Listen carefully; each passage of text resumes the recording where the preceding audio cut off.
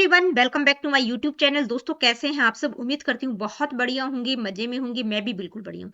तो जैसा कि आप सभी जानते हैं, जो बच्चे एजुकेशन सब्जेक्ट में नेट का प्रिपरेशन कर रहे हैं, जेआरएफ के लिए तैयारी कर रहे हैं, उन बच्चों के लिए सीरीज मैंने स्टार्ट की है। पेपर 2 की तैयारी हम यहाँ पर कर रहे हैं। एजुकेशन सब्जेक्ट की मैं बात करूँ, पहला यूनिट है एजुकेशनल स्टडीज में स्टार्ट कर चुकी हूँ। बहुत सारे सब टॉपिक्स हम कवर कर चुके हैं और आज की इस वीडियो में हम सोशियोलॉजी वाला पार्ट स्टार्ट करेंगे। तो आज की इस वीडियो में हम क्या डिस्कस करेंगे वो मैं आप लोगों को बता देती हूँ। Approaches to sociology of education. तो आपके सिलेबस में 3 अप्रोचेस दे रखे हैं, यानी कि 3 थ्योरी दे रखी है सोशियोलॉजी की।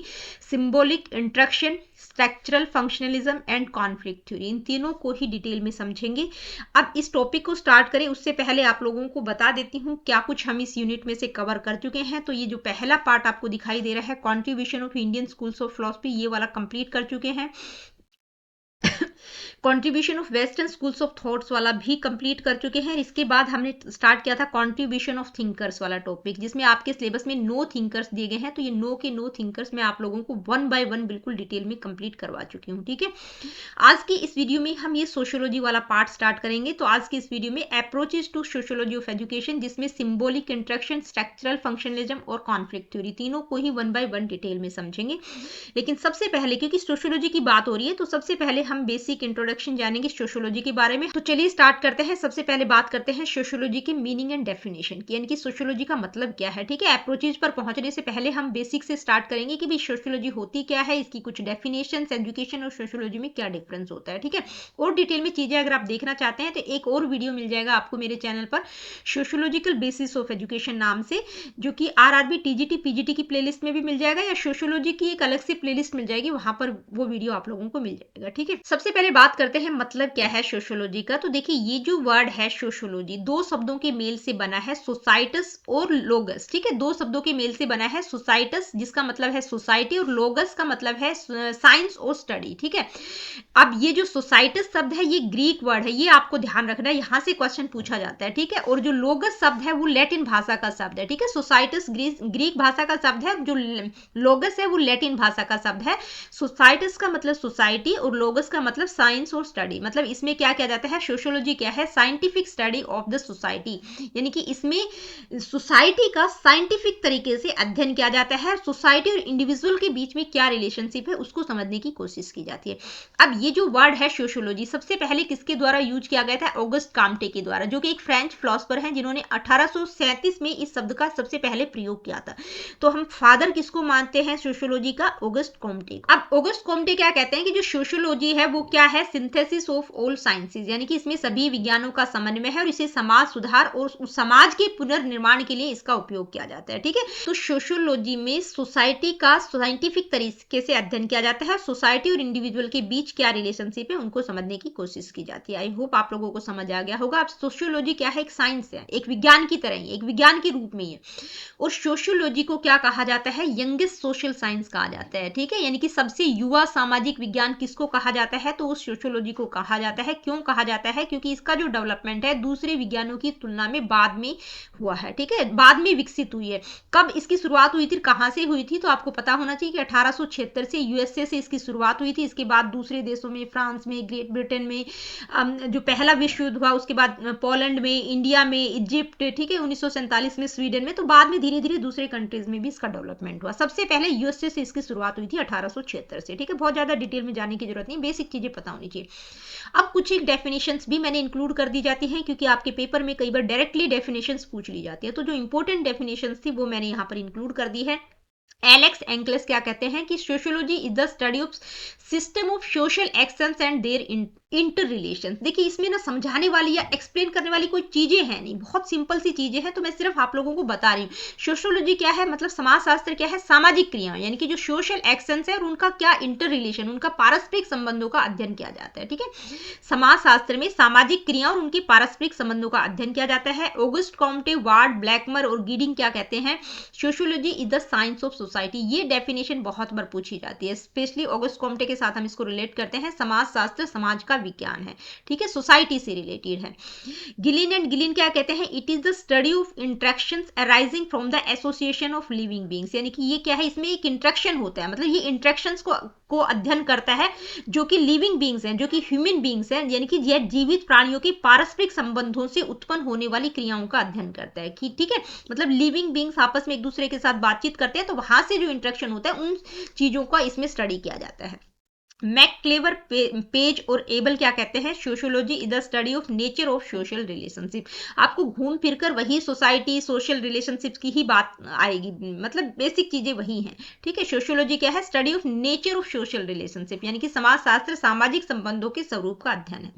मैक्स वेबर क्या कहते हैं, सोशियोलॉजी, ये डेफिनेशन भी बहुत इंपॉर्टेंट है मैक्स वेबर की, कि सोशियोलॉजी क्या है, साइंस है, एक विज्ञान है which attempt the interpretive understanding of social actions, यानी कि सामाजिक क्रियाओं की, जो भी सोशल एक्शंस है, सामाजिक क्रियाओं की व्याख्यात्मक समझ, मतलब उनको डिटेल में इंटरप्रेट करके समझने की कोशिश की जाती है, व्याख्यात्मक समझ विकसित करने का प्रयास किया जाता है।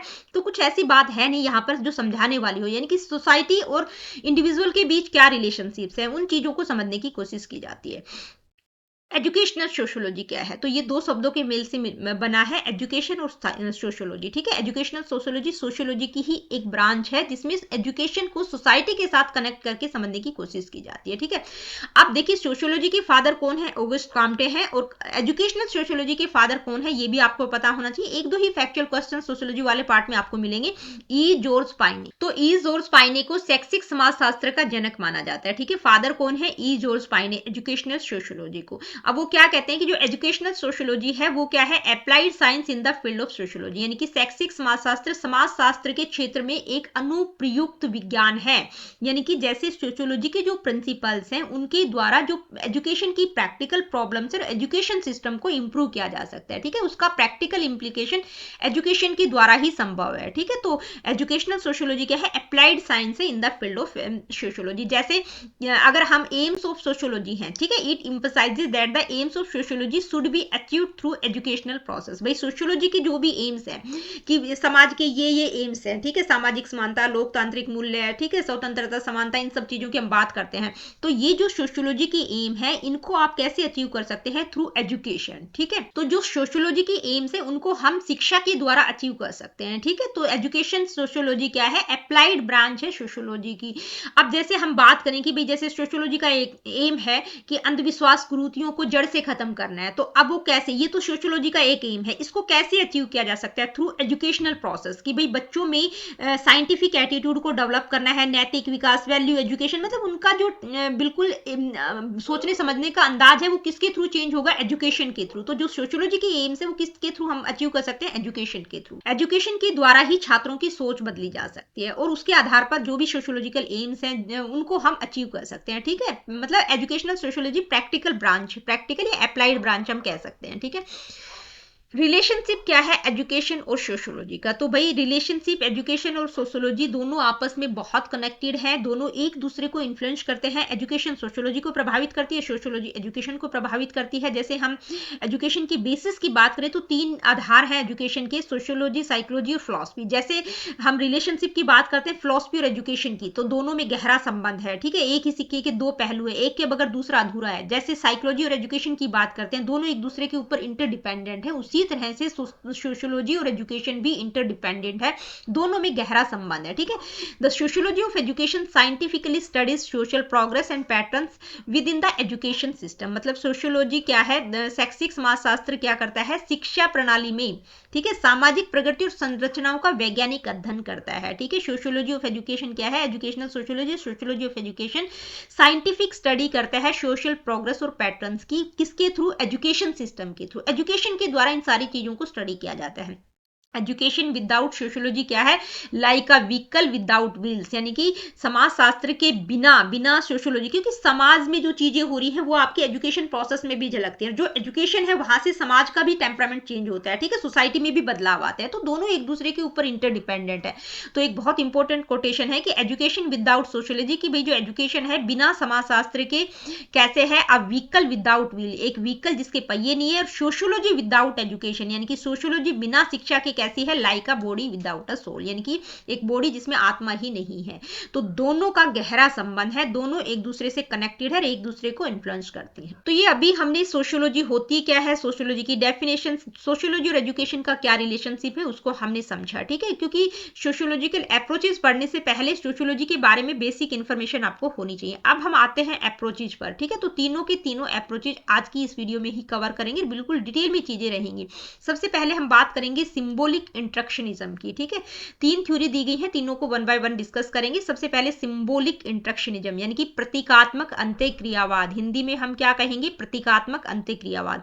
सिंबॉलिक इंट्रक्शनिज्म क्या है, एक माइक्रो लेवल सोशियोलॉजिकल थ्योरी है जो फोकस करती है कि जो इंडिविजुअल्स हैं वो किस तरह से एवरीडे सोशल इंटरेक्शन के थ्रू किस तरह से मीनिंग्स को क्रिएट, इंटरप्रेट और मॉडिफाई करते हैं। कहने का मतलब है कि भाई व्यक्ति डायरेक्टली चीजों के प्रति रिस्पॉन्ड नहीं करता, वह मीनिंग्स के प्रति रिस्पॉन्ड करता है जो कि उसने व्यक्तियों को, वस्तुओं को और परिस्थितियों को दिए हैं। जैसे कि अगर हम बात करें, मान लीजिए जैसे ही मैंने आपको बोला टीचर, तो आप टीचर एक इंडिविजुअल भी है, हम उस इंडिविजुअल को ध्यान में नहीं दे रहे हैं, हम किसके प्रति, टीचर का कॉन्सेप्ट हमारे दिमाग में है, तो वो टीचर एक सिंबल है। ठीक है, तो टीचर का ध्यान आते ही हमारे दिमाग में एक मीनिंग क्रिएट हो जाता है कि जो नॉलेज और अथॉरिटी का सिंबल है।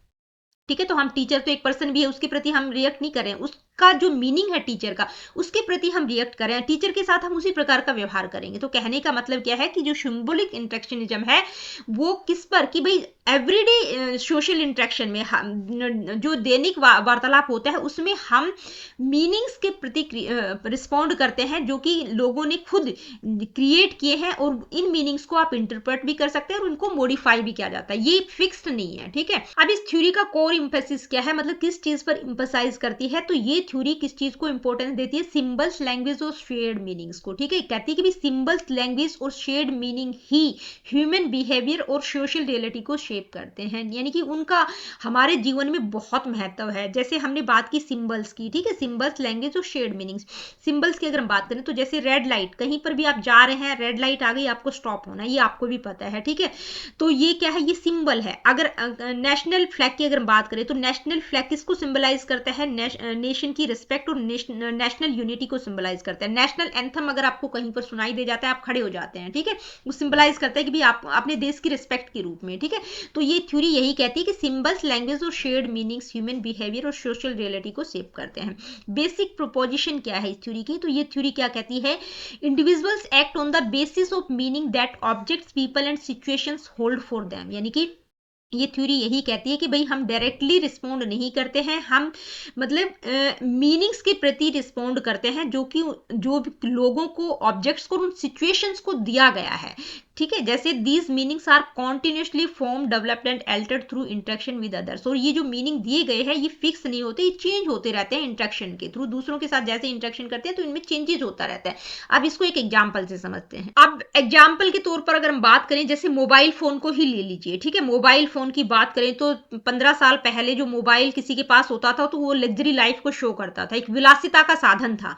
लेकिन आज की डेट में अगर हम बात करें मोबाइल की, तो मोबाइल क्या है, एक नेसेसिटी है, बहुत इंपॉर्टेंट, मतलब है कि भाई हर व्यक्ति के पास आपको देखने को मिल जाएगा। तो पहले क्या था, विलासिता का प्रतीक था, आज की डेट में एक नेसेसिटी बन गया है। ठीक है, तो ये जो भी मीनिंग है भाई, पहले अलग मीनिंग था लेकिन टाइम के साथ साथ उसमें चेंजेज आया, वो चेंज हो गया। तो यही बताया गया है कि भाई ये जो मीनिंग्स है, हम मीनिंग्स के प्रति रिस्पॉन्ड करते हैं, ये मीनिंग अल्टर मतलब चेंज होते रहते हैं टाइम के साथ साथ। इसके बाद बात करेंगे कि भाई ये जो थ्योरी है ये माइक्रो लेवल थ्योरी है। कई बार पूछ लिया जाता है माइक्रो लेवल है, मैक्रो लेवल है, तो बहुत ही सूक्ष्म स्तरीय है, मतलब छोटी छोटी चीजों पर फोकस किया जाता है। Day to day human interaction की बात की गई है। ठीक है, और इसमें वर्बल और नॉन वर्बल, ठीक है, दोनों का इक्वल इंपॉर्टेंस है। कम्युनिकेशन की जब हम बात करते हैं तो हम वर्बल और नॉन वर्बल कम्युनिकेशन की बात करते हैं, तो ये थ्योरी वर्बल और नॉन वर्बल दोनों तरह की कम्युनिकेशन को इक्वल इंपॉर्टेंस देता है।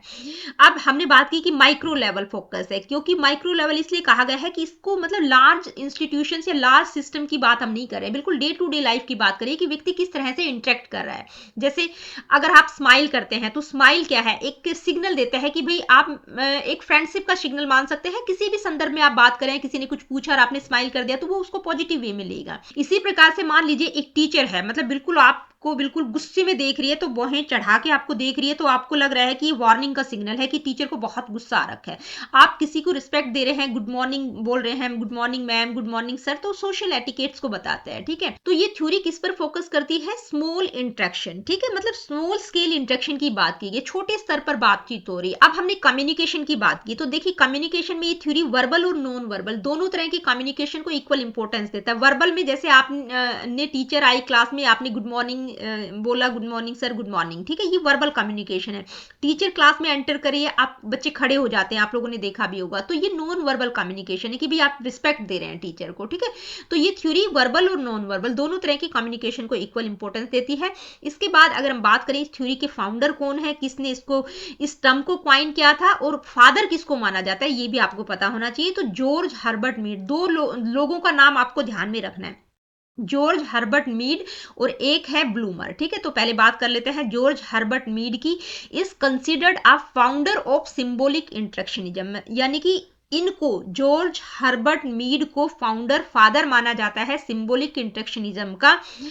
दो he never published his work on this subject, यानी कि उन्होंने अपने टीचिंग में इन शब्दों का यूज किया है। ठीक है, इस चीज पर फोकस किया है, सिंबॉलिक इंटरेक्शनिज्म पर, लेकिन इन्होंने कोई पर्टिकुलर थ्योरी या कुछ मतलब इस तरह से सिस्टमाइज नहीं किया चीजों को। तो हर्बर्ट मीड को जो है फाउंडर, फादर माना जाता है सिंबॉलिक इंटरेक्शनिज्म का, और हर्बर्ट ब्लूमर जो कि उन्हीं के शिष्य थे, उन्होंने इस सिंबॉलिक इंटरेक्शनिज्म टर्म को क्वाइन किया है, इस टर्म को ढूंढा है। ठीक है, क्योंकि उन्होंने क्या किया कि जो हर्बर्ट मीड के जो भी व्यूज थे, जो भी विचार थे, उनको सिस्टमाइज किया है और एक सिस्टमाइज करके एक सोशियोलॉजिकल थ्योरी के फॉर्म में प्रेजेंट किया है। तो इसलिए उनको क्या कहा जाता है कि इन्होंने इस टर्म को गढ़ा है। ठीक है, इसके बाद बात करेंगे सिंबॉलिक इंटरेक्शनिज्म की एजम्पशंस। तो इस थ्योरी की 3 मेजर एजम्पशंस हैं, क्या क्या है? Meaning construction through communication, self concept as a motivating force, और relationship between individual and society. तीनों को ही वन बाय वन समझ लेते हैं। सबसे पहले बात करते हैं मीनिंग कंस्ट्रक्शन थ्रू कम्युनिकेशन, यानी कि जो मीनिंग है वो कम्युनिकेशन के थ्रू कंस्ट्रक्ट करते हैं।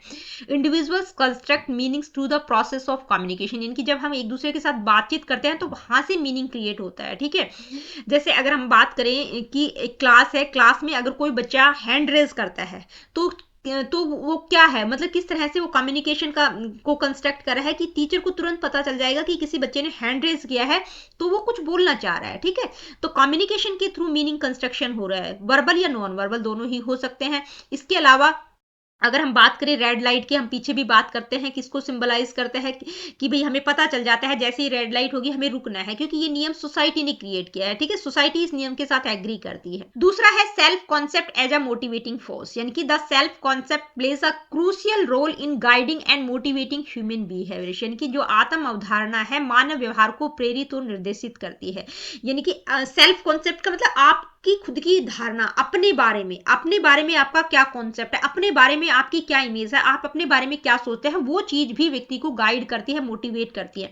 मान लीजिए कोई स्टूडेंट है, वो अपने आप को बहुत हार्ड वर्किंग और बहुत सीरियस रहता है स्टडीज में, तो अपने आप को, उसकी खुद की इमेज उसी तरह की बन जाती है, उसी तरह से वो सीरियसली स्टडी करता है। एक टीचर अपने आप को रोल मॉडल मानता है, तो वो उसी के अकॉर्डिंग एक जिम्मेदार नागरिक की तरह वो व्यवहार करता है। ठीक है, वो खुद को मान रहा है कि मैं रोल मॉडल हूं, तो उसका व्यवहार उसी की तरह होगा। तो यही है कि आपका अपने बारे में क्या इमेज है, तो आपकी खुद की जो इमेज होती है वो आपको मोटिवेट करती है। अगर आप अपने बारे में अच्छा सोचते हैं तो वो आप उसी तरह से मोटिवेट होंगे, अगर आप कुछ गलत सोच रहे हैं तो उस हिसाब से आप डिमोटिवेट भी हो सकते हैं। तो सेल्फ कॉन्सेप्ट अगर आपका बेहतर है तो वो चीज आपको मोटिवेट करती है। इसके बाद है relationship between individual and society. There exist a unique and dynamic relationship between the individual and the society, यानी कि इंडिविजुअल और सोसाइटी के बीच में जो रिलेशनशिप होता है वो डायनामिक होता है, गतिशील होता है, चेंजेबल होता है। इनकी सोसाइटी भी इंडिविजुअल को इन्फ्लुएंस करती है और इंडिविजुअल भी अपने मतलब कार्यों के द्वारा सोसाइटी में कुछ ना कुछ चेंजेज आता है। कुछ लोगों ने कुछ काम किया, धीरे धीरे वो इंडिविजुअल भी सोसाइटी को इन्फ्लुएंस करता है, उनके कार्य भी सोसाइटी को इन्फ्लुएंस करते हैं। तो दोनों के बीच में डायनेमिक रिलेशनशिप है।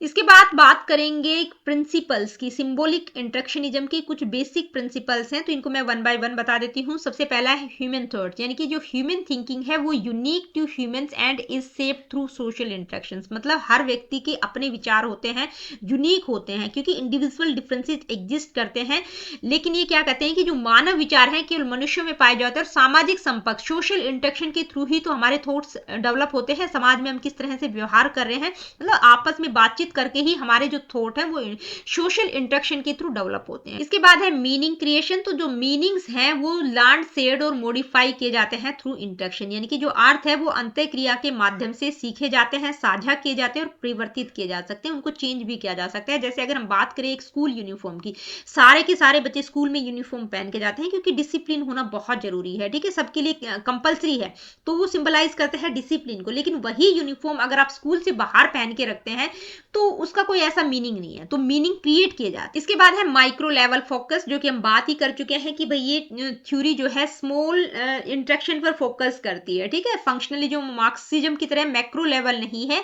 बड़े लेवल पर बात नहीं करी है, small scale face to face interaction की बात की गई है। जैसे क्लास में अगर टीचर, बच्चों ने कुछ पूछा और टीचर मतलब स्माइल करके एक रिस्पॉन्ड कर रहा है, ठीक है, तो वो भी एक सिंबल है कि भाई आप एक्सेप्ट कर रहे हो किसी चीज को, उनका जो भी व्यवहार है उसको, तो मतलब स्मॉल स्केल की बात की गई है, फेस टू फेस इंटरेक्शन की बात की गई। इसके बाद है सिंबल्स एंड कम्युनिकेशन, यानी कि ह्यूमन बीइंग जो है सिंबल्स के थ्रू इंटरप्रेट अंडरस्टैंड करते हैं और शेप करते हैं सोशल रियलिटी को। जैसे सिंबल्स की हम बात कर रहे हैं, आपने किसी ने कुछ भेजा, किसी ने कुछ बताया, आपको अच्छा लगा, आपने थम्स अप करके भेज दिया, ठीक है, तो वो एप्रिसिएट कर रहे हैं, आप अप्रूवल दे रहे हैं उसको, ठीक है, तो सिंबल्स और कम्युनिकेशन के थ्रू इंटरेक्शन किया जाता है। इंटरप्रेट क्या, हम इंटरप्रेट करते हैं चीजों को कि हम समझ गए कि हाँ अप्रूवल मिल गया है, ठीक है, आपने थम्स अप किया, सामने वाले को मैसेज चला गया कि हाँ उसकी तरफ से ओके है। Reality and social definitions, people do not respond directly to physical reality, rather they respond to socially construct meanings, यानी कि लोग जो है डायरेक्टली फिजिकल रियलिटी को रिस्पॉन्ड नहीं करते हैं, किसके प्रति रिस्पॉन्ड करते हैं, सोशली कंस्ट्रक्ट मीनिंग्स, यानी कि सामाजिक रूप से जो भी अर्थ दिया गया है उसके प्रति हम रिस्पॉन्ड करते हैं। जैसे अगर हम बात करें,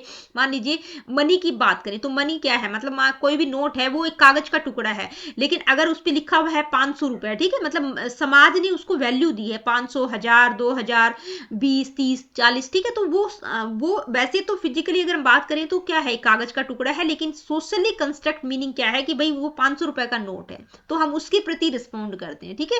रियलिटी एंड सोशल डेफिनेशंस की बात की गई है कि हम डायरेक्टली फिजिकल रियलिटी को रिस्पॉन्ड नहीं करते, सोशली कंस्ट्रक्ट मीनिंग के प्रति रिस्पॉन्ड करते हैं। तो ये कुछ बेसिक प्रिंसिपल्स थे सिंबॉलिक इंटरेक्शनिज्म के। अब हम बात करेंगे कुछ इंपोर्टेंट की थिंकर्स की, ठीक है, क्योंकि कई बार उनका कॉन्सेप्ट पूछ लिया जाता है, तो सिंबॉलिक इंटरेक्शनिज्म से रिलेटेड कुछ एक की थिंकर्स मैंने इंक्लूड किए हैं, उनकी बुक्स, उनका कॉन्सेप्ट, ठीक है, उनका जो भी मतलब फैक्चुअल चीजें आपको ध्यान में रखनी है, बहुत ज्यादा डिटेल में मैंने इंक्लूड भी नहीं किया है, बेसिक चीजें आपको पता होना चाहिए। तो सबसे पहले तो हम बात ही कर चुके हैं जॉर्ज हर्बर्ट मीड, ठीक है, वो तो हम बात कर चुके हैं, लेकिन दोबारा से रिपीट कर देती हूँ, उनको फाउंडर माना जाता है सिंबॉलिक इंटरेक्शनिज्म का, ठीक है। इनके की आइडियाज की अगर हम बात करें तो ये क्या कहते हैं, सेल्फ की बात की है इन्होंने, सेल्फ की, आई एंड मी और रोल टेकिंग, ठीक है, ये इनके कुछ की कॉन्सेप्ट से ध्यान में रखने हैं, और इनकी बुक का नाम ध्यान में रखना है माइंड, सेल्फ एंड सोसाइटी। इसके बाद हम बात करेंगे हर्बर्ट ब्लूमर की, ठीक है। अब इन्होंने क्या किया था कि यानी कि जॉर्ज हर्बर्ट मीड को फाउंडर माना जाता है, लेकिन सिंबॉलिक इंटरेक्शनिज्म जो टर्म है उसको इन्होंने फॉर्मली डिफाइन किया, इस टर्म को गढ़ा है, ठीक है, ये नाम किसके द्वारा दिया गया है, हर्बर्ट ब्लूमर के द्वारा। क्वाइन किसके द्वारा की गई है ये टर्म सिंबॉलिक इंटरेक्शनिज्म, तो ये आपको पता होना चाहिए, हर्बर्ट ब्लूमर।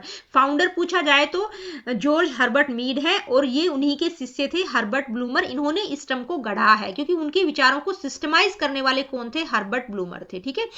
अब इन्होंने इसको डिफाइन किया है, सिंबॉलिक इंटरेक्शनिज्म को फॉर्मली डिफाइन किया है, and identified 4 basic tenets of the theory. Theory के 4 बेसिक प्रिंसिपल उनके द्वारा बताए गए हैं, कौन कौन से हैं, एक्शंस बेस्ड ऑन मीनिंग, जो कि मैंने अभी आप लोगों को बताया कि हम डायरेक्ट फिजिकल रियलिटी के प्रति रिस्पॉन्ड नहीं करते, हम मीनिंग के प्रति रिस्पॉन्ड करते हैं। जैसे लाल रंग एक डेंजर का सिंबल होता है, ट्रैफिक लाइट क्या है, आपको रुकना है, ठीक है, तो मीनिंग के प्रति हम जो हमारे कार्य होते हैं वो मीनिंग पर आधारित होते हैं। सोशल कॉन्टेक्स्ट सेफ इंटरेक्शन, यानी कि जो किस संदर्भ में, यानी कि जो सामाजिक संदर्भ है वो अंत्यक्रियाओं को प्रभावित करते हैं। जैसे आप मंदिर में जाते हैं, मस्जिद में जाते हैं, गुरुद्वारा में जाते हैं, आपको पता है कि वहां पर आपको किस तरह का व्यवहार करना है, आप बिल्कुल शांत होकर श्रद्धापूर्वक बैठते हैं, ठीक है, तो क्या है, सोशल कॉन्टेक्स्ट करते हैं, किसको शेप करते हैं, इंटरेक्शन को। मीनिंग्स अराइज थ्रू इंटरेक्शन, जो मीनिंग है वो इंटरेक्शन के थ्रू अराइज होते हैं। जैसे आप टीचर और बच्चे के बीच में इंटरेक्शन चल रहा है, ठीक है, बच्चे ने कुछ पूछा, टीचर ने एक स्माइल कर दिया, तो बच्चा समझ जाता है कि हाँ टीचर को अच्छा लगा, ठीक है। तो मीनिंग किस तरह से इंटरेक्शन के थ्रू अराइज होते हैं। मीनिंग्स जो है डायनेमिक है, चेंज होते रहते हैं, ये मैं पहले ही बता चुकी हूँ कि जैसे अगर हम मोबाइल फोन की ही बात करें तो पहले विलासिता का प्रतीक थे, आज की डेट में नेसेसिटी बन गए। इसके बाद हम बात करेंगे चार्ल्स होटन कूले की, ठीक है। इनका फेमस कॉन्सेप्ट क्या है, looking glass self. Looking glass self का कॉन्सेप्ट इनके द्वारा दिया गया है। बेसिक बेसिक चीजें आपको ध्यान में रखनी है। इनकी बुक का नाम है human nature and the social order. हालांकि ये आपके सिलेबस से ज्यादा ही मैंने डिटेल में डाल दिए हैं, फिर भी आपको पता होना चाहिए क्योंकि ये सिंबॉलिक इंटरेक्शनिज्म से रिलेटेड है। लुकिंग ग्लास सेल्फ की बात कौन करते हैं, ये कॉन्सेप्ट किसके द्वारा दिया गया है, चार्ल्स हॉटन कूले के द्वारा। अब इसका क्या मतलब है, ठीक है, ये क्या कहते हैं, individuals develop their self image based on how they believe others perceive them. मतलब इनका मानना है कि भाई व्यक्ति अपनी आत्म छवि इस आधार पर बनाते हैं कि दूसरे उन्हें कैसे देखते हैं। मतलब दूसरे लोग आपको किस तरह से परसीव करते हैं, आपको अच्छा समझते हैं, बुरा समझते हैं, उसके आधार पर आपकी सेल्फ इमेज डेवलप होती है। जैसे कि मान लीजिए आप किसी पार्टी में गए और वहां पर लोगों ने आपकी बहुत तारीफ किया, बहुत सुंदर लग रहे हो, ये है वो है, तो मतलब आप दूसरों के आधार पर अपनी इमेज को परसीव करते हैं, इनका ये मानना है, ठीक है। मतलब दूसरे किस तरह से आपके बारे में समझते हैं, सोचते हैं, दूसरे आपको किस नजरिए से देखते हैं, उसके आधार पर आपकी सेल्फ इमेज डेवलप होती है, ये मानना है चार्ल्स होटन कूले का, ठीक है। इसके बाद इरविंग गोफमैन की बात करेंगे तो इन्होंने ड्रामाट्यूरोलॉजिकल एनालिसिस की बात की है। ये क्या कहते हैं कि जो ड्रामाट्यूरोलॉजिकल एनालिसिस है वो सिंबॉलिक इंटरेक्शनिज्म की ही एक ब्रांच है। उनका क्या मानना है कि जो सोशल लाइफ है वो थिएटर की परफॉर्मेंस की तरह होती है, जहां पर इंडिविजुअल्स अपने इंप्रेशन को जमाने की कोशिश करते हैं, अपने इंप्रेशन को मैनेज करने की कोशिश करते हैं, ठीक है। तो की कॉन्सेप्ट क्या है इसके, इंप्रेशन मैनेजमेंट की कोशिश की जाती है। भाई व्यक्ति अपना इंप्रेशन जमाने की कोशिश करता है, फ्रंट स्टेज पर उसका कुछ व्यवहार होता है, बैक स्टेज पे वो कुछ और होता है, ठीक है, मंच के सामने और पीछे का व्यवहार बिल्कुल डिफरेंट होता है। तो वो यही कहते हैं कि जो ह्यूमन लाइफ है, जो सोशल लाइफ है, वो थिएटर की परफॉर्मेंस की तरह होती है कि सामने लोग कुछ होते हैं, पीछे से कुछ होते हैं, ठीक है। फ्रंट स्टेज और बैक स्टेज उनका मतलब इंप्रेशन जमाने की कोशिश की जाती है। इनकी बुक का नाम क्या है, the presentation of self in everyday life. ये ध्यान में रख सकते हैं, तो आप रख लीजिएगा, बहुत ज्यादा डिटेल में जाने की जरूरत नहीं है। ये जितने भी थिंकर्स हमने पढ़े हैं इनका की कॉन्सेप्ट आपको ध्यान में रखना है, और बुक अगर आप ध्यान में रख सकते हैं तो बहुत अच्छी बात है, ठीक है। इसके बाद बात करेंगे होवर्ड एस बेकर की। तो ये क्या कहते हैं, applied symbolic interactionism to labelling theory and deviance. यानी कि ये क्या कहते हैं, प्रतीकात्मक अंत्यक्रिया को लेबलिंग सिद्धांत और विचलन के अध्ययन में लागू किया जाता है। यानी कि सिंबॉलिक इंटरेक्शन के लिए ये लेबलिंग थ्योरी और डेविएंस की बात करते हैं। तो बेकर का मानना क्या है कि जो विचलन है, जो डेविएंस है, वो किसी व्यक्ति के व्यवहार से कम बल्कि समाज के द्वारा किसी पर्टिकुलर व्यक्ति को क्या लेबल दिया गया है, उसके ऊपर क्या लेबल लगाया गया है, उससे ज्यादा मतलब व्यक्ति प्रभावित होता है। अपने खुद के व्यवहार की बजाय समाज ने उसको क्या लेबल लगा के दिया है, समाज उसके बारे में क्या सोचता है, उससे व्यक्ति ज्यादा डेविएट हो। तो डेविएंस सोशली कंस्ट्रक्टेड होता है। इसको एक एग्जाम्पल से समझते हैं। मान लीजिए एक बच्चा क्लास में बहुत शोर शराबा करता है, बहुत शरारती बच्चा है, तो जितने भी टीचर्स होते हैं वो उसको ट्रबल मेकर की उपाधि दे देते हैं, उस पर ये लेबल लगा देते हैं कि ट्रबल मेकर बच्चा है। अब जो बच्चा है बार बार उसको इसी नाम से पुकारा जाता है, तो वो बच्चा अपना ओरिजिनल व्यवहार करने की बजाय उसी तरह का व्यवहार करता है और उसी व्यवहार को वो रिपीट करने लग जाता है। यहाँ पर आप देखेंगे जो विचलन है वो बच्चे के व्यवहार से न होकर समाज ने उसको क्या लेबल दिया है उसके आधार पर प्रभावित हो रहा है, ठीक है। तो डेविएंस कहां से आ रहा है, मतलब बच्चा डेविएट कैसे हो रहा है, समाज ने उसको क्या लेबल दिया है उससे वो डेविएट हो। तो ये थी सिंबॉलिक इंटरेक्शनिज्म थ्योरी, यानी कि स्मॉल स्केल पर इंटरेक्शन की बात की जा रही है। बहुत इंपॉर्टेंट भी नहीं कहेंगे, लेकिन छोटी छोटी चीजों की बात की गई है। जो इंपॉर्टेंट थिंकर्स है उनको मैंने इंक्लूड कर दिया है, उनकी की कॉन्सेप्ट्स और उनकी बुक्स को भी इंक्लूड कर दिया। अब इस थ्योरी का कुछ क्रिटिसिज्म भी हुआ है। क्रिटिसिज्म क्यों किया गया है, क्योंकि किसी भी चीज की कुछ पॉजिटिव चीजें होती हैं तो नेगेटिव चीजें भी होती हैं, ठीक है। स्मॉल लेवल पर इंटरेक्शन की बात हो रही है, तो रिसर्चर्स क्या कहते हैं, researchers struggle to remain objective, क्योंकि थ्योरी ऑब्जेक्टिव नहीं है, ठीक है। वो क्या कहते हैं कि बहुत ज्यादा सब्जेक्टिव है, यानी कि शोध में आप वस्तुनिष्ठ नहीं रह पाएंगे। ऑब्जेक्टिविटी मतलब ऑब्जेक्टिव रहना बहुत मुश्किल है, ठीक है। ऑब्जेक्टिव नहीं है, सब्जेक्टिव है और बहुत नैरो है। Concentrate only on symbolic interaction, यानी कि सिर्फ सिंबल्स के थ्रू इंटरेक्शन की बात की गई है, माइक्रो लेवल इंटरेक्शन की बात की गई है, ठीक है। तो नैरो लेवल पर फोकस किया गया है। Does not give enough attention to institutions and structural inequalities, यानी कि जो सामाजिक संस्थाएं और संरचनात्मक असमानताएं हैं उन पर फोकस नहीं किया गया है, बिल्कुल छोटे लेवल पर बात की गई है। डेली लाइफ में जो इंटरेक्शन किया जा रहा है उसमें सिंबल्स की बात की गई है, ठीक है। सिंबल्स के थ्रू इंटरेक्शन की बात की गई है, तो बड़े लेवल पर इसमें कुछ भी नहीं किया गया है, यानी कि इंस्टीट्यूशंस और स्ट्रक्चरल इनइक्वालिटी की तरफ बिल्कुल ध्यान नहीं दिया गया है।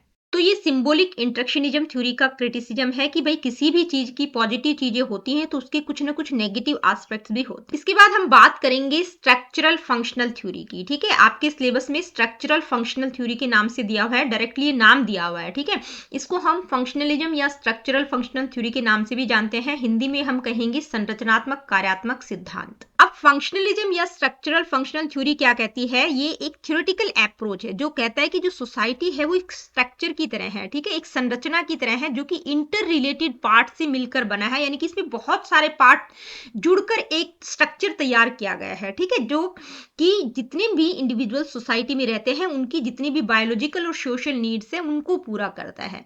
ये व्यू पॉइंट क्या कहता है? इस व्यू के अकॉर्डिंग, इस थ्योरी के अकॉर्डिंग जो सोसाइटी है वो क्या है, एक सिस्टम की तरह है। ठीक है, मतलब जैसे एक सिस्टम होता है वो काम करता है तभी काम करेगा जब उसके सारे के सारे कंपोनेंट्स की फंक्शनिंग प्रॉपर होगी।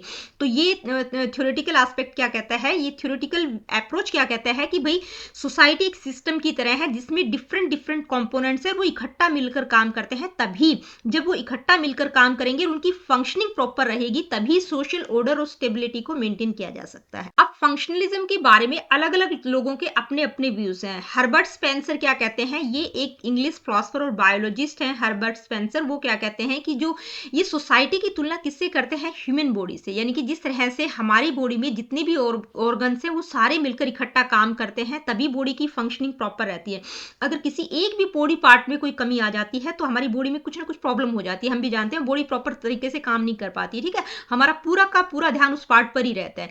तो यही कहा गया है कि भाई जो सोसाइटी है वो ह्यूमन बॉडी की तरह ही है। इसमें अलग अलग जो सोशल इंस्टीट्यूशंस है वो इकट्ठा मिलकर काम करते हैं तभी सोसाइटी की जो फंक्शनिंग है वो प्रॉपर रहेगी।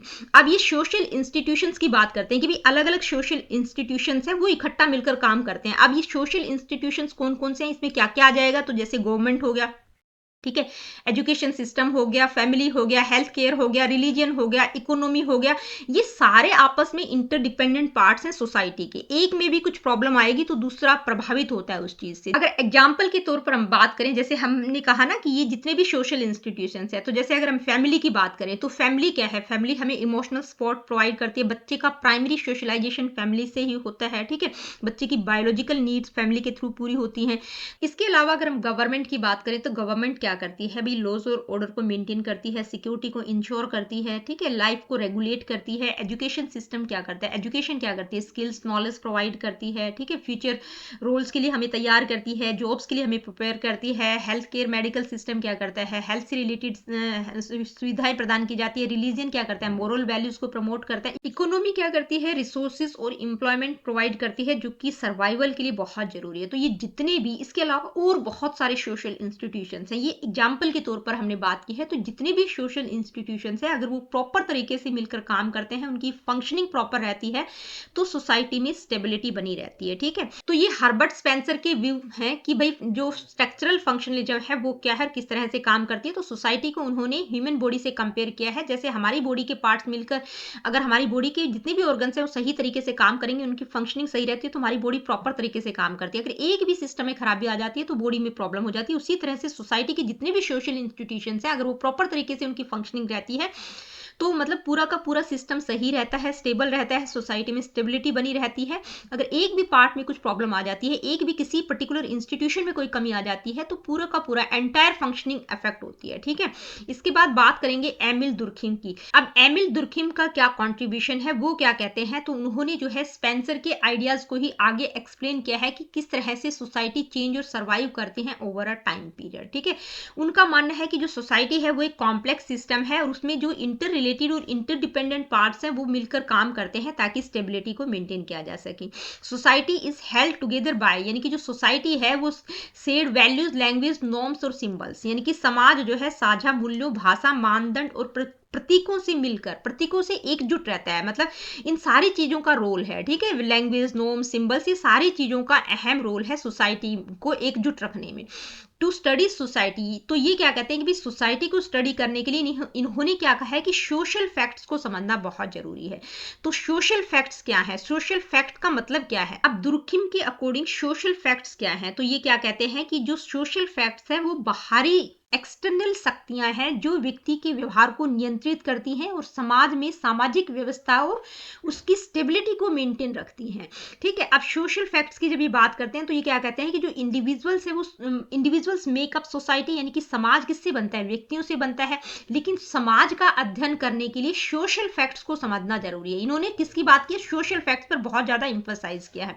अब सोशल फैक्ट्स में किसको इंक्लूड करते हैं, जैसे laws, morals, values, religious beliefs, customs, functions, sorry fashions, rituals etcetera. ठीक है, तो इनको ये सोशल फैक्ट्स मानते हैं। अब इनका मानना है कि each social fact serves one और मोर फंक्शंस इन सोसाइटी, यानी कि हर प्रत्येक, जैसे हमने लॉज की बात की, ठीक है, तो हर सोशल फैक्ट का एक काम भी हो सकता है, एक से ज्यादा कार्य भी हो सकते हैं। जैसे एग्जाम्पल के तौर पर अगर हम लॉ की बात करें, वन फंक्शन ऑफ लॉ, एक लॉ का एक फंक्शन क्या है, प्रोटेक्शन फ्रॉम वायलेंस। ठीक है, वायलेंस से प्रोटेक्ट करता है। दूसरा क्या है, पनिशमेंट फॉर क्रिमिनल्स, भाई क्रिमिनल्स को पनिशमेंट भी देता है। दूसरा क्या है, मेंटेन रखता है पब्लिक हेल्थ को, मतलब सारी चीजों को मेंटेन रखना है। ठीक है, बहुत सारे फंक्शन होते हैं लोगों के, ये 2-3 गिनवाए हैं। एक फंक्शन भी हो सकता है किसी पर्टिकुलर सोशल फैक्ट का, एक से ज्यादा भी हो सकते हैं। इसके अलावा अगर मोरल्स की बात करें तो डिफाइन करते हैं राइट क्या है, रॉन्ग क्या है। इसके अलावा अगर हम रिलीजन की बात करें तो बिलीफ सिस्टम को प्रोवाइड करता है। ठीक है, कस्टम्स क्या करते हैं, ट्रेडिशनल प्रैक्टिसेस क्या है उस चीज के बारे में हमें अवेयर करता है। फैशन, सोसाइटी में क्या ट्रेंड चल रहा है उसके बारे में बताता है। रिचुअल्स क्या करता है, सिंबॉलिक एक्शंस को प्रोवाइड करता है। तो इन्होंने सोशल फैक्ट्स की बात की और ये क्या मानते हैं कि भाई एक जो सोशल फैक्ट्स है, एक सोशल फैक्ट का एक काम भी हो सकता है और एक से ज्यादा कार्य भी हो सकता है। इसके बाद बात करेंगे रेडक्लिफ ब्राउन की, यानी कि रेडक्लिफ ब्राउन का कार्य सिद्धांत क्या कहता है, उन्होंने फंक्शनलिज्म को कैसे डिफाइन किया है। तो वो क्या कहते हैं कि जितने भी ये रिकरेंट एक्टिविटीज हैं, यानी कि जो एक्टिविटीज बार बार रिपीट होती हैं, रिकरेंट का मतलब बार बार रिपीट होने वाली एक्टिविटीज किस तरह से stability and continuity of social life में हेल्प करती है, उनका कॉन्ट्रीब्यूशन क्या है। ठीक है, ताकि सामाजिक जीवन की स्थिरता और निरंतरता को बनाए रखा जा सके। तो वो क्या कहते हैं कि अगर कोई भी सोशल एक्टिविटी समाज में स्थिरता को बनाए रखती है, संतुलन रहता है, बैलेंस बना रहता है, बैलेंस को बनाए रखती है, मेंटेन रखती है, तो वही एक्टिविटी उसको ही फंक्शनल कहा जाएगा, उसको ही कार्यात्मक कहा जाएगा। कि भाई कोई भी एक्टिविटी सोसाइटी की स्टेबिलिटी में हेल्प करती है तो उसको फंक्शनल कहा जाएगा, उसको कार्यात्मक एक्टिविटी कहा जाएगा। जैसे फैमिली हो गया, एजुकेशन सिस्टम हो गया, लॉज हो गया, ये सारी एक्टिविटीज ही हैं जो कि रिपीटेड होती रहती हैं। ठीक है, रिपीट होती रहती हैं। In a healthy society, all parts work together to maintain stability. This state was later called dynamic equilibrium by Tolkien Parsons. ठीक है, अब देखिए हेल्दी सोसाइटी में, यानी कि जितने भी सोशल इंस्टीट्यूशंस हैं, अगर ये सही मिलकर काम करते हैं तो सोसाइटी में स्टेबिलिटी मेंटेन रहती है। इस सिचुएशन को, इस स्टेट को जो है टोलकट पार्सन ने डायनामिक इक्विलिब्रियम का नाम दिया है, यानी कि समाज बदलता रहता है फिर भी उसमें स्थिरता बनी रहती है। एक एग्जाम्पल से समझते हैं, जैसे एजुकेशन सिस्टम में हम बात करें, ऑनलाइन क्लासेस शुरू हुई। ठीक है, यानी कि टेक्नोलॉजी का एडवांसमेंट आया, तो जैसे ही टेक्नोलॉजी चेंज हुई, ऑनलाइन क्लासेस का सिस्टम आया, ऑनलाइन क्लासेस होने लगी, स्टूडेंट, टीचर, स्कूल का रोल चेंज रहा, लेकिन पूरा का पूरा एजुकेशन सिस्टम फिर भी स्थिर था। चीजें चल रही थी, सबके रोल चेंज हो रहे थे, लेकिन फिर भी स्टेबिलिटी थी।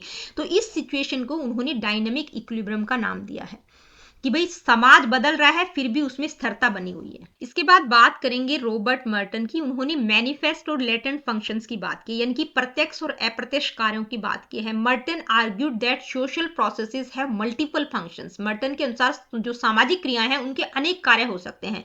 जैसे मैनिफेस्ट फंक्शंस की उन्होंने बात की, तो ये जितने भी मैनिफेस्ट फंक्शंस का मतलब जो प्रत्यक्ष है, जो इंटेंडेड है, जो प्लान्ड है, ठीक है, जो जिसके एंटिसिपेटेड कॉन्सिक्वेंसेज रहेंगे, अपेक्षित और योजनाबद्ध परिणाम के मिलेंगे। जैसे अगर हम बात करें एजुकेशन का मैनिफेस्ट फंक्शन क्या होगा, तो भाई आप क्या करेंगे, कॉलेज एजुकेशन का मैनिफेस्ट फंक्शन क्या होगा कि आप नॉलेज गेन कर रहे हैं, करियर के लिए प्रिपेयर कर रहे हैं, जॉब के लिए अपने आप को तैयार कर रहे हैं। ठीक है, तो जो मैनिफेस्ट फंक्शंस होते हैं उनके कॉन्सिक्वेंसेस एंटिसिपेटेड होते हैं, वो इंटेंडेड होते हैं, प्लान्ड होते हैं। इसके बाद बात करेंगे लेटेंट फंक्शंस की। तो जो लेटेंट फंक्शंस होते हैं वो अनइंटेंडेड, अनप्लान्ड और अनइंटेंशनल कॉन्सिक्वेंसेस वाले होते हैं, यानी कि उनके अनचाहे अनायास परिणाम उत्पन्न हो सकते हैं। जैसे मैनिफेस्ट फंक्शन में हमने कहा कॉलेज एजुकेशन का मैनिफेस्ट फंक्शन क्या है कि भाई आप पढ़ाई के लिए वहां पर जा रहे हो, इंटेंशनली आप जा रहे हो, लेकिन जब आप कॉलेज में एंटर करते हो तो वहां पर आपके साथ बहुत तरह की जो चीज आप नहीं चाहते वो भी आपके साथ घट घटित हो जाती है। आप नए फ्रेंड बनाते हैं, अच्छे भी हो सकते हैं, बुरे भी हो सकते हैं। कोई एक्स्ट्रा करिकुलर एक्टिविटीज या गलत हैबिट की में भी आप पढ़ सकते हैं, ठीक है।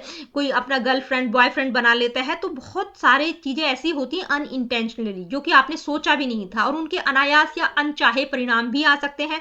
तो ये लेटेंट जो फंक्शंस होते हैं ये बेनिफिशियल भी हो सकते हैं। अगर आप सही संगत सही डायरेक्शन की आपको मिल गई तो बेनिफिशियल हो सकते हैं, न्यूट्रल भी हो सकते हैं कि आपके ऊपर कोई प्रभाव ही ना पड़े, आप बहुत अवेयर हैं, हो सकता है वो चीजें आपको प्रभावित ना करें। और हार्मफुल भी हो सकते हैं कि आप गलत संगत या गलत चीजों की तरफ बढ़ गए, तो ये हार्मफुल भी हो सकते हैं, ठीक है। तो इस चीज को उन्होंने डिसफंक्शन कहा है, यानी कि ये दुष्कर्म, दुष्कर्म भी बोल सकते हैं या विघटनकारी कार्य इनको नाम दिया गया है, ठीक है। जो लेटेंट फंक्शंस है वो बेनिफिशियल, न्यूट्रल और हार्मफुल हो सकते हैं, तो उस चीज को इन्होंने डिसफंक्शन कहा है। In education example of dysfunctions including getting bad grades, truancy, dropping, यानी कि भाई एजुकेशन में अगर हम बात करें कि डिसफंक्शन क्या होगा, कि आप कॉलेज में जा रहे हैं, आप बीच में ड्रॉप आउट कर सकते हो, बार बार कॉलेज से में नहीं जा रहे हो, अनुपस्थित रहते हो, इधर उधर घूम रहे हो, ड्रॉप आउट कर देते हो, आपने शिक्षा तो ग्रहण कर ली जैसे तैसे, लेकिन आपको जॉब अभी तक भी नहीं मिल रही, तो बहुत सारे परिणाम इसके हो सकते हैं, ठीक है। तो ये हमने स्ट्रक्चरल फंक्शनलिज्म की थ्योरी को समझा, यानी कि जितने इंपॉर्टेंट थे उतने मैंने आप लोगों को करवा दिया है कि भाई दुर्खिम ने क्या कहा है, हर्बर्ट स्पेंसर ने क्या कहा है, रॉबर्ट मर्टन ने क्या कहा है, जितने इंपॉर्टेंट लगे मैंने वो इंक्लूड कर दिए हैं कि अलग अलग लोगों ने फंक्शनलिज्म की बात किया। एक टैलकोट पार्सन का भी आप ध्यान रखेंगे, उन्होंने डायनामिक इक्विलिब्रियम की बात की है, जो कि मैं बता ही चुकी हूं, ठीक है। अब इस थ्योरी का कुछ क्रिटिसिज्म भी हुआ है, स्ट्रक्चरल फंक्शनल थ्योरी को क्रिटिसाइज भी किया गया है। क्यों किया गया है? It can not adequately explain social change, यानी कि यह सामाजिक परिवर्तन को ठीक से समझा नहीं पाता, क्योंकि भाई इन्होंने कहा ना स्टेबिलिटी मेंटेन रहेगी, सारे फंक्शन प्रॉपर तरीके से काम करेंगे, जितने भी सोशल इंस्टीट्यूशंस हैं वो प्रॉपर तरीके से काम करेंगे तो स्टेबिलिटी मेंटेन रहेगी। लेकिन समाज में ऐसा हमेशा नहीं होता, कुछ ना कुछ रिफॉर्म्स, चेंजेस, सोशल मूवमेंट्स, बहुत तरह की चीजें होती रहती हैं। तो इन्होंने, इनका मानना है, लोगों का मानना है कि भाई ये सोशल चेंज को एडिक्वेटली प्रॉपर तरीके से नहीं डिफाइन किया गया है। ये जो थ्योरी है ये सर्कुलर है, मतलब गोल गोल घूमती है। ये क्या कहती है? Repetitive behaviours are assume to have a function, यानी कि जो बार बार व्यवहार किया जा रहा है उसको इन्होंने क्या कहा है? वो फंक्शन, ठीक है, वो उसको कार्यात्मक कहा है। But the function is known only because they repeated, और ये क्या कहते हैं, मतलब बार बार होने वाले व्यवहार को ये कार्यशील मानते हैं कि जो चीज रिपीटेड हो रही है वो फंक्शन बन जाता है एक। और दूसरा क्या है? कार्यशील क्यों माना गया है? क्योंकि वो बार बार रिपीट हो रहा है। तो ये थ्योरी क्या है? सर्कुलर है, मतलब आप गोल गोल घूम रहे हैं। जैसे विवाह की प्रथा के बारे में बात करें तो विवाह बहुत सालों से चली आ रही है, तो हम कहेंगे कि फंक्शनल है। अब फंक्शनल क्यों है? क्योंकि ये रिपीटेड हो रहा है, इसलिए इसको कहा गया है, ठीक है। तो ये थ्योरी क्या है? ये सर्कुलर है।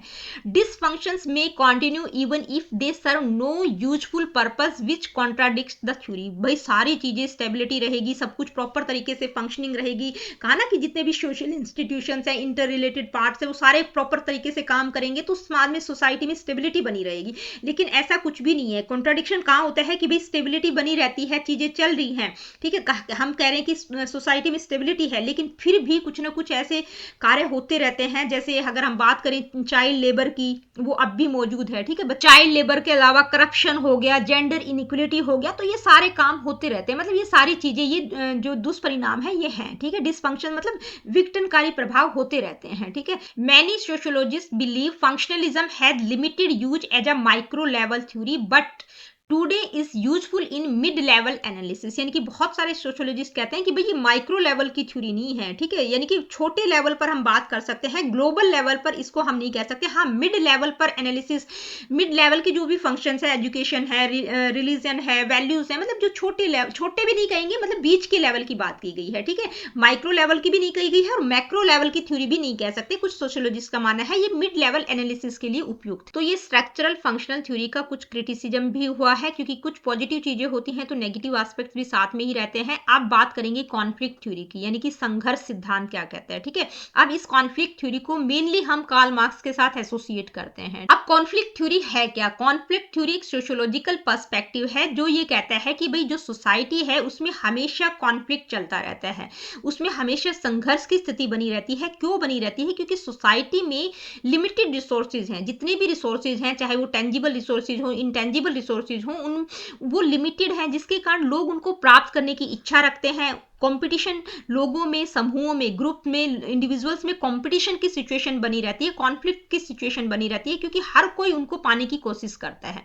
ठीक है, तो क्या है, कॉन्फ्लिक्ट चलता रहता है। और ये क्या है, ये मैक्रो लेवल की थ्योरी है वेल्थ हो, पावर हो, स्टेटस हो, फूड, हाउसिंग, एजुकेशन, जॉब्स, ये जितने भी रिसोर्सेज हैं ये लिमिटेड रिसोर्सेज हैं। Those who control these resources maintain their dominance while others struggle. यानी कि जो डोमिनेट क्लास है, यानी कि जो डोमिनेट करता है, जिनके पावर है, पैसा है, स्टेटस है, वो इन पे डोमिनेट करने की कोशिश करता है, और दूसरी क्लास है वो स्ट्रगल करती रहती है। तो कॉन्फ्लिक्ट थ्योरी के अकॉर्डिंग जो सोसाइटी है वो कॉपरेशन से नहीं बल्कि कॉन्फ्लिक्ट और कंपटीशन के माध्यम से चलती है। ठीक है, सोसाइटी में कॉन्फ्लिक्ट और कंपटीशन की सिचुएशन बनी रहती है। अब इस थ्योरी को हम कार्ल मार्क्स के साथ एसोसिएट करते हैं। तो कार्ल मार्क्स क्या कहते हैं, ठीक है, उन्होंने इकोनॉमिक कॉन्फ्लिक्ट की ज्यादातर बात की है। ठीक है, इंडस्ट्रियल लेवल पर उन्होंने बात की है। तो वो क्या कहते हैं कि हमारी जो सोसाइटी है वो दो मेजर क्लासेस में डिवाइड होती है, एक होती है बुर्जुआजी और दूसरा है प्रोलिटेरिएट। ठीक है, इसका प्रोनाउंसिएशन आप थोड़ा सा देख लीजिएगा अगर गलत हो तो। इसको हम हिंदी में बुर्जुआ वर्ग कहते हैं, जिसको हम पूंजीपति वर्ग भी कहते हैं। भाई जो रूलिंग क्लास है, जिसके पास धन है, पैसा है, पावर है, रिसोर्सेज है। ठीक है, बुर्जुआजी कौन है, बुर्जुआ वर्ग कौन सा है, जो रूलिंग क्लास है, जिसके पास रिसोर्सेज है। और प्रोलिटेरिएट है जो शोषित वर्ग है। एक है शासक वर्ग और दूसरा है शोषित वर्ग। तो प्रोलिटेरिएट क्या है, वर्किंग क्लास है, जिसके पास ना पैसा है, धन है, जो संघर्ष करती रहती है। ठीक है, तो इन दोनों क्लासेस में कॉन्फ्लिक्ट की सिचुएशन बनी रहती है। क्यों बनी रहती है, क्योंकि जो रूलिंग क्लास है उसके पास economic, political, social institutions, government, education, religion, economy, इन सारों पर वो डोमिनेट करने की कोशिश करती है। ठीक है, क्योंकि डोमिनेटिंग क्लास है उसका कंट्रोल रहता है इन सारे इंस्टीट्यूशंस पर। और जो दूसरी क्लास है, जो प्रोलिटेरिएट्स हैं, जो वर्किंग क्लास है, वो अपना हक पाने के लिए हमेशा संघर्ष करता रहता है। तो सोसाइटी में हमेशा इनइक्वलिटी और एक्सप्लॉयटेशन की स्थिति बनी रहती है इन दोनों क्लासेस के कारण। अब कॉन्फ्लिक्ट थ्योरी को मेनली हम कार्ल मार्क्स के साथ एसोसिएट करते हैं, लेकिन दूसरे जो थिंकर्स हैं, दूसरे जो सोशियोलॉजिस्ट हैं, उन्होंने भी कॉन्फ्लिक्ट थ्योरी की बात की है। ठीक है, अब अगर हम बात करें लुडविग गुम्प्लोविक्स की, ठीक है, लुडविग गुम्प्लोविक्स क्या कहते हैं, उन्होंने मार्क्स के ही आइडियाज को एक्सपेंड किया है कि भाई उन्होंने कहा है ठीक है इकोनॉमिक कॉन्फ्लिक्ट होता है, लेकिन इसके अलावा वो और क्या कहते हैं कि war, conquest and ethnic conflict भी होता है। ठीक है, यानी कि युद्ध, विजय और जातीय संघर्ष सभ्यताओं की नींव है। ठीक है, यानी कि सोशलाइजेशन का बेसिस सिर्फ इकोनॉमिक कॉन्फ्लिक्ट, इकोनॉमिक इनइक्वलिटी नहीं है, बल्कि वॉर, कॉन्क्वेस्ट और एथनिक कॉन्फ्लिक्ट, यानी कि जो जातीय संघर्ष होता है, युद्ध, विजय और जातीय संघर्ष भी सोशलाइजेशन का बेसिस है। ठीक है, वो भी है, उनके कारण भी कॉन्फ्लिक्ट होता है, सिर्फ इकोनॉमिक कॉन्फ्लिक्ट ही नहीं होता। अब उन्होंने बात की ना वॉर, कॉन्क्वेस्ट और एथनिक कॉन्फ्लिक्ट की, तो ये वॉर और कॉन्क्वेस्ट कॉन्फ्लिक्ट क्या होता है, वॉर का मतलब युद्ध और कॉन्क्वेस्ट का मतलब विजेता। भाई कई बार सिचुएशन ऐसी होती है कि दो ग्रुप्स के बीच में आपस में युद्ध हो जाता है। ठीक है, अब जो विजेता बनता है, जो डोमिनेट करता है, तो वो जीत जाता है। अब जो डोमिनेट करेगा, जो जीत गया, तो वो शासन करेगा, वो शासक वर्ग बन जाएगा, दूसरा शोषित वर्ग बन जाएगा। ठीक है, जैसे अगर हम अपने ही इंडिया की बात करें तो बहुत सालों पहले ब्रिटिश लोगों ने इंडिया के ऊपर कब्जा कर लिया था, तो वो डोमिनेट कर रहे थे। ठीक है, तो ये क्या है, वॉर और कॉन्क्वेस्ट कॉन्फ्लिक्ट है। दूसरा एथनिक कॉन्फ्लिक्ट, एथनिक का मतलब जातियों के बीच भी, जो अलग अलग जाति और नस्ल है उनके बीच में भी कॉन्फ्लिक्ट चलते रहते हैं, रिसोर्सेज को लेकर या पावर, सत्ता को लेकर उनमें भी कॉन्फ्लिक्ट होता रहता है। तो इन्होंने यही कहा है कि सिर्फ इकोनॉमिक कॉन्फ्लिक्ट ही नहीं होता, वार, कॉन्क्वेस्ट और एथनिक कॉन्फ्लिक्ट भी होता है। उन्होंने मार्क्स के आइडियाज को ही एक्सपेंड किया है आगे। इसके बाद मैक्स वेबर का क्या मानना है, वो क्या कहते हैं कि भी मार्क्स के आइडियाज के साथ तो वो एग्री करते हैं कि इकोनॉमिक इनइक्वलिटी तो होती है, लेकिन इसके अलावा उन्होंने और क्या ऐड किया है, political power, social status, race, gender और एजुकेशन के आधार पर भी कॉन्फ्लिक्ट होता है। पॉलिटिकल पावर यानी कि एक पार्टी सत्ता में है तो वो सारे के सारे रूल तो सही नहीं बनाती, कुछ ना कुछ तो चीजें ऐसी होती हैं जो दूसरे लोगों को हर्ट करती हैं। ठीक है, तो दूसरा ग्रुप डोमिनेट करने की कोशिश करता है। सोशल स्टेटस को लेकर कॉन्फ्लिक्ट रहता है, रेस मतलब नस्ल जातिगत संघर्ष रहता है, जेंडर के आधार पर भी कॉन्फ्लिक्ट होता है कि भाई महिलाओं को कम वेतन दिया जाता है समान काम के लिए। ठीक है, तो ये क्या है, ये भी कॉन्फ्लिक्ट का कारण बनता है। एजुकेशन सिस्टम की भाई सभी लोगों को एक जैसे अवसर प्राप्त नहीं होते। ठीक है, मतलब अवसरों की समानता सभी को एक जैसी नहीं होती, कुछ लोगों के पास पैसा है, पावर है, तो वो अच्छी शिक्षा प्राप्त कर सकते हैं, लेकिन दूसरों को वो चीजें अवेल नहीं कर पाते हैं। तो उन्होंने कहा कि इकोनॉमिक इनइक्वलिटी तो होती ही है, इसके अलावा political power, social status, race, gender और एजुकेशन भी कॉन्फ्लिक्ट का आधार है, उनके कारण भी कॉन्फ्लिक्ट होता है। ठीक है, आगे बात करेंगे जॉर्ज सिमेल की। वो क्या कहते हैं, उनका मानना है कि भाई हमेशा जो कॉन्फ्लिक्ट है वो सिर्फ संघर्ष ही पैदा नहीं करता, लड़ाई झगड़ा ही उसके कारण नहीं होता, कई बार ग्रुप्स में यूनिटी भी बनी रहती है। ठीक है, संघर्ष के कारण यूनिटी भी बनती है, यानी कि सिमिल का मानना है कि संघर्ष समूह के भीतर एकता भी पैदा कर सकता है। अब इनके अकॉर्डिंग कैसे यूनिटी पैदा कर सकता है, अभी कॉन्फ्लिक्ट के कारण यूनिटी कैसे पैदा होती है, तो कई बार क्या होता है कि मान लीजिए एक कंट्री हमारा इंडिया है, दूसरे पाकिस्तान के ऊपर अटैक कर देता है या पाकिस्तान इंडिया के ऊपर अटैक कर देता है, तो उन लोगों में बीच में आपस में कितना ही कॉन्फ्लिक्ट हो, उस टाइम पीरियड पर पूरा का पूरा देश जो है एकजुट होकर काम करता है। ठीक है, मतलब पूरा का पूरा इमोशनल इन्वॉल्वमेंट होता है, ग्रुप सॉलिडिटी रहती है, बिल्कुल नेचर और जो गोल्स हैं वो क्लियर रहते हैं।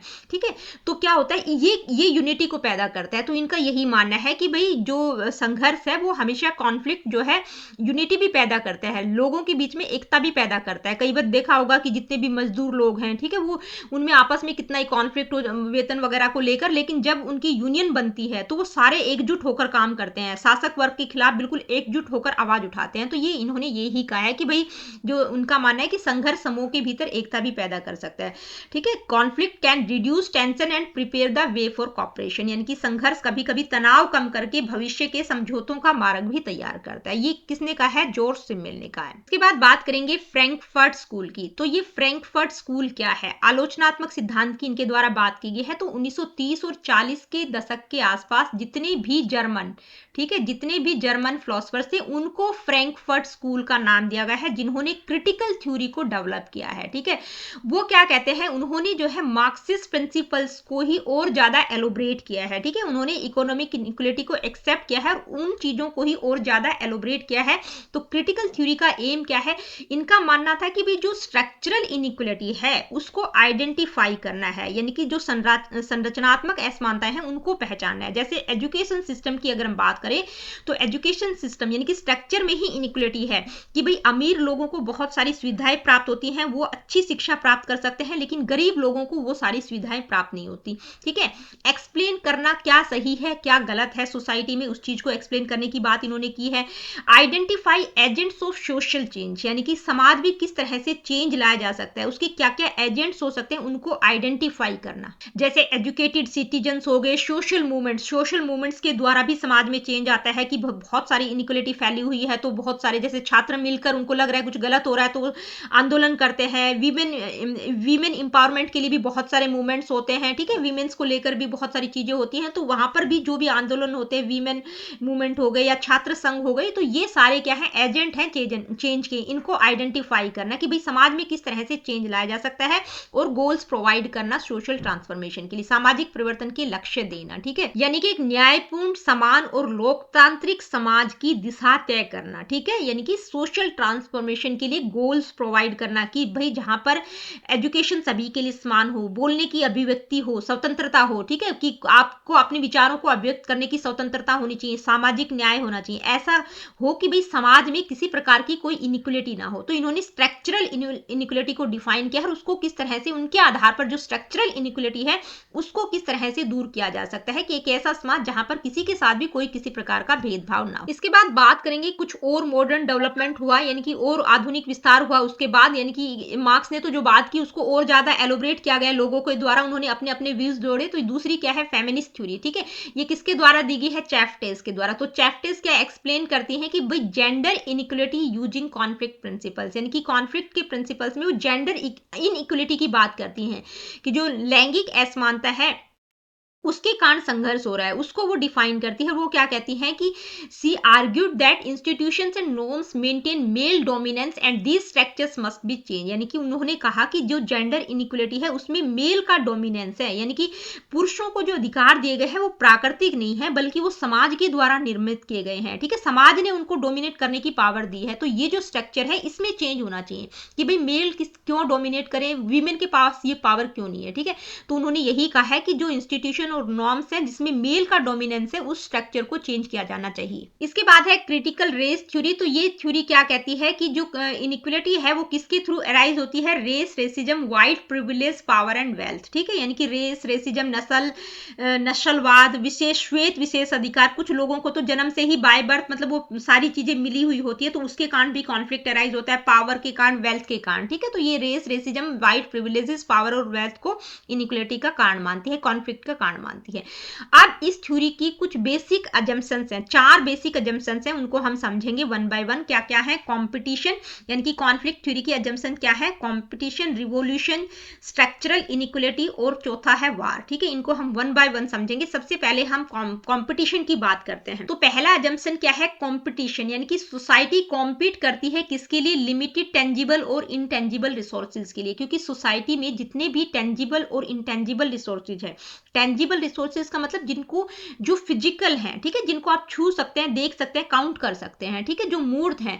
और इनटेंजिबल रिसोर्सेज क्या है? जैसे अब टेंजिबल रिसोर्सेज की हमने बात की तो जैसे लैंड है, मनी है, जिनको आप छू सकते हैं, देख सकते हैं, ठीक है, फूड है, फैक्ट्री है, मशीन्स है, ये टेंजिबल रिसोर्सेज है। इनटेंजिबल रिसोर्सेज में आपका पावर हो गया, ऑथोरिटी हो गया, रिस्पेक्ट हो गया, सोशल स्टेटस हो गया, वो आ जाएगा।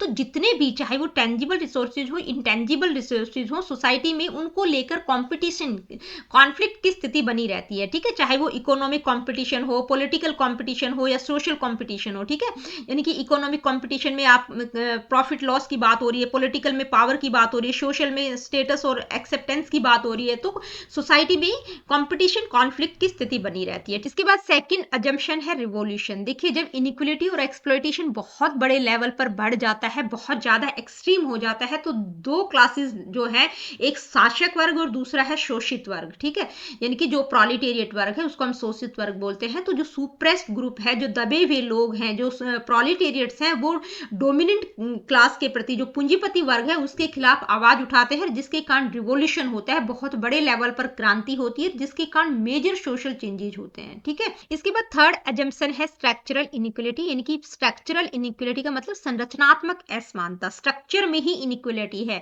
क्यों होती है? क्योंकि पावर डिफरेंसेस एग्जिस्ट करते हैं ह्यूमन रिलेशनशिप और सोशल इंस्टीट्यूशंस में। जैसे कि अगर हम बात करें सोशल इंस्टीट्यूशंस की, हम बहुत बार बात कर चुके हैं, एजुकेशन सिस्टम हो गया, फैमिली हो गया, पॉलिटिक्स हो गया, रिलीजन हो गया, तो ये सारी चीजें जो है, जो डोमिनेटिंग ग्रुप है उसको ही फेवर करती हैं, जिसके कारण पावर डिफरेंसेस आ जाते हैं। ठीक है, अनइक्वल सोशल स्टेटस हो गया, अनइक्वल इनकम का डिस्ट्रीब्यूशन हो गया, लिमिटेड एजुकेशनल अपॉर्चुनिटीज हो गया, restricted access to health care, भाई सभी को हेल्थ केयर से रिलेटेड सुविधाएं नहीं मिलती, कुछ लोगों को मिलती है, कुछ को नहीं मिलती, तो ये स्ट्रक्चरल इनइक्वलिटी है। ठीक है, कुछ जो एलाइट ग्रुप्स हैं, वो जितनी मतलब एजुकेशन से रिलेटेड फैसिलिटीज हैं, वो अच्छे स्कूलों में पढ़ाते हैं अपने बच्चों को, तो उनको वो सारी चीजें मिलती हैं। दूसरा जो नॉर्मल ग्रुप के बच्चे हैं, उनको वो चीजें नहीं मिल पाती। इसी तरह सोशल स्टेटस हो गया, इनकम का जो डिस्ट्रीब्यूशन है वो भी इक्वल नहीं है। ठीक है, किसी की डिफरेंट, ये डिफरेंस एग्जिस्ट करते हैं। ठीक है, जो पावर डिफरेंसेस है वो एग्जिस्ट करते हैं, जिसके कारण स्ट्रक्चरल इनइक्वलिटी बनी रहती है। इसके बाद है वॉर।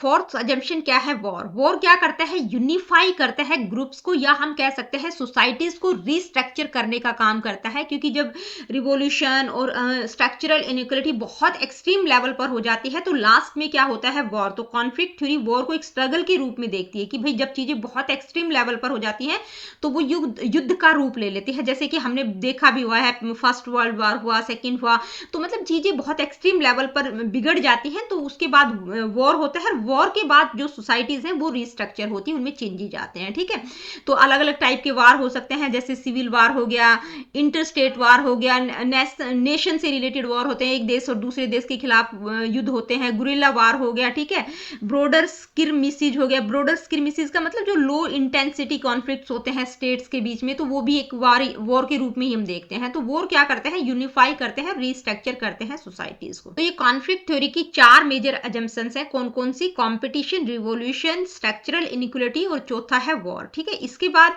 ये थ्योरी यहाँ पर कंप्लीट होती है, लेकिन इस थ्योरी का कुछ क्रिटिसिज्म भी हुआ है, क्योंकि किसी भी चीज की कोई पॉजिटिव चीजें होती हैं तो नेगेटिविटी भी साथ में रहती है, कुछ ना कुछ नेगेटिव पॉइंट्स भी होते हैं।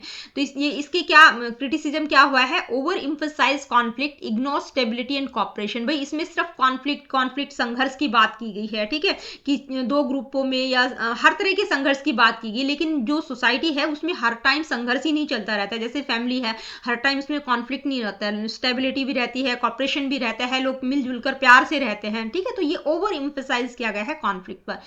Many social structures are stable not always in conflict, यानी कि जितने भी सोशल स्ट्रक्चर्स हैं वो ज्यादातर स्टेबल ही रहते हैं, हर टाइम उनमें कॉन्फ्लिक्ट नहीं होता, ठीक है। Fails to explain mutually beneficial economic relationship, यानी कि यह थ्योरी यह नहीं समझा पाती कि भी जो आर्थिक संबंध है कई बार दोनों पक्षों के लिए लाभकारी भी होते हैं, यानी कि जो दो ग्रुप हैं वो हर टाइम उनमें कॉन्फ्लिक्ट ही नहीं होता, मतलब चीजें बेनिफिशियल भी होती हैं, उनमें म्यूचुअल अंडरस्टैंडिंग भी होती है और चीजें बिल्कुल अच्छे तरीके से चल रही होती हैं, ठीक है। कभी कभार कॉन्फ्लिक्ट हो जाता है, लेकिन इस चीज को इसमें नहीं बताया गया है कि भी उनमें जो रिलेशनशिप अच्छे होते हैं उसकी तरफ इस थ्योरी में लोगों का ध्यान नहीं गया, ठीक है। तो fail to explain mutual beneficial economic relationship, तो ये आपकी कॉन्फ्लिक्ट थ्योरी भी कंप्लीट होती है। तो जितने भी सोशल अप्रोचेज आपके सिलेबस में दिए गए थे, 3 दिए गए हैं, सिंबॉलिक इंट्रैक्शन, ठीक है, दूसरा था फंक्शनलिज्म, स्ट्रक्चरल फंक्शनलिज्म और तीसरा था कॉन्फ्लिक्ट थ्योरी। तीनों को ही मैंने आप लोगों को डिटेल में करवा दिया है। अब एक दो क्वेश्चन जो नेट में पूछे जा चुके हैं, आप लोगों को थोड़ा सा आइडिया हो जाएगा, क्योंकि क्वेश्चंस की प्रैक्टिस हम बहुत करेंगे जब पीवाईक्यूज मैं आप लोगों के लिए लेकर आऊंगी। ये मैंने डाल दिया है इसलिए ताकि आपको आइडिया हो जाए कि किस तरह का क्वेश्चन पूछा जाता है, ठीक है। तो क्वेश्चन में क्या है, 2 लिस्ट दी गई है, आपको मैच करना है, ठीक है। एक तरफ सोशल थ्योरीज दी गई है, दूसरी तरफ उस थ्योरी से रिलेटेड मेन कैरेक्टरिस्टिक्स दी गई है, आपको बताना है कि कौन सी थ्योरी की कौन सी कैरेक्टरिस्टिक है, ठीक है। सिंबॉलिक इंट्रैक्शनिज्म, स्ट्रक्चरलिज्म, फंक्शनलिज्म और कॉन्फ्लिक्ट थ्योरी। तो देखिए आपके सिलेबस में स्ट्रक्चरल फंक्शनलिज्म दिया गया है, तो स्ट्रक्चरलिज्म और फंक्शनलिज्म अलग अलग करके भी दिया जा सकता है। स्ट्रक्चर से रिलेटेड मतलब स्ट्रक्चर की बात हो रही है, संरचना की बात हो रही है, ठीक है, कंपोनेंट से रिलेटेड चीजें होंगी। फंक्शनलिज्म मतलब फंक्शन से रिलेटेड कार्य है, कार्य से रिलेटेड, ठीक है, फंक्शन से रिलेटेड चीजें हैं। तो यहां पर आप देख सकते हैं क्या क्या कैरेक्टरिस्टिक्स है। यूज ऑफ सिंबल्स मतलब सिंबॉलिक इंट्रैक्शनिज्म की बात हो रही है, आपको देखते ही समझ आ गया होगा, बहुत ही सिंपल है। दूसरा क्या है, मतलब पहले का तो पहला ही है, aspects of society and their functions, यानी कि फंक्शनलिज्म से रिलेटेड है, ठीक है, ये सेकंड नंबर। इसके बाद है कंपटीशन फॉर स्कार्स रिसोर्सेज, यानी कि जो कम रिसोर्सेज है उनमें कंपटीशन हो रहा है, कॉन्फ्लिक्ट हो रहा है, ठीक है। तीसरा वाला किससे रिलेटेड है, कॉन्फ्लिक्ट थ्योरी से रिलेटेड है। और चौथा आप अज्यूम कर सकते हैं स्ट्रक्चरलिज्म, यानी कि इसमें दे भी रखा है analysis of mental processes into small components, ठीक है। तो आप देख सकते हैं आपका आंसर क्या होगा। नेक्स्ट क्वेश्चन क्या है, आइए देखते हैं। Which of the following should be considered as a helpful element in maintaining social order and organisation, यानी कि इनमें से कौन सा, मतलब which of the following should be considered as a helpful element in maintain, मतलब जो कौन सा हेल्पफुल एलिमेंट है जो सोशल ऑर्डर और ऑर्गेनाइजेशंस को मेंटेन करने में हेल्प करता है, तो वो कौन सा होगा। स्ट्रक्चरलिज्म स्ट्रक्चर से रिलेटेड होगा, फंक्शनलिज्म, कॉन्फ्लिक्ट अप्रोच या सिंबॉलिक इंट्रैक्शनिज्म। तो सिंबॉलिक इंट्रैक्शन में face to face interaction symbols की बात करते हैं, कॉन्फ्लिक्ट में कॉन्फ्लिक्ट से रिलेटेड चीजें होती हैं, कॉम्पिटिशन, वॉर, स्ट्रक्चरल इनइक्वालिटी की बात करते हैं।